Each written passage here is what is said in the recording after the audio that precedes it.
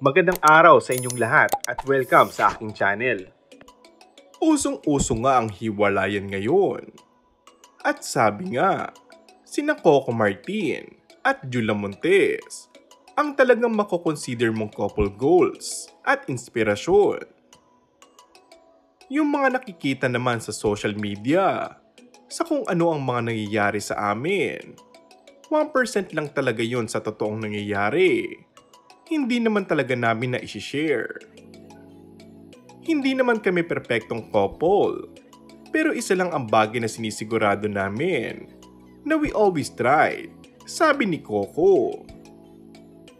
Pero ano ba ang masasabi nila sa mga nangyayari ngayon sa paligid? Na kahit ang mga matagal na magkarelasyon ay naghihiwalay pa din. Actually, parang wala ako sa posisyon para mag-comment sa mga ganyan. Pero every time na makakarinig talaga tayo ng mga ganyan, nakakalungkot talaga, ayon kay Julia. Ang tanging magagawa lang natin kapag may mga ganyan tayong naririnig, lalo na kung kaibigan man natin sila, ipagdasal natin sila na maging maayos at makayanan ng mga pagsubok. Maaalalang kamakailan nga ay naghiwalay na ang long-time couple na sina Catherine at Daniel na umabot na ng 11 years.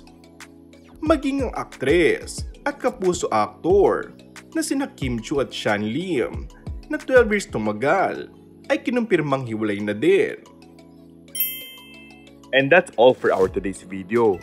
Kung bago ka lang sa aking channel ay mag-subscribe at pindutin na rin ang notification bell.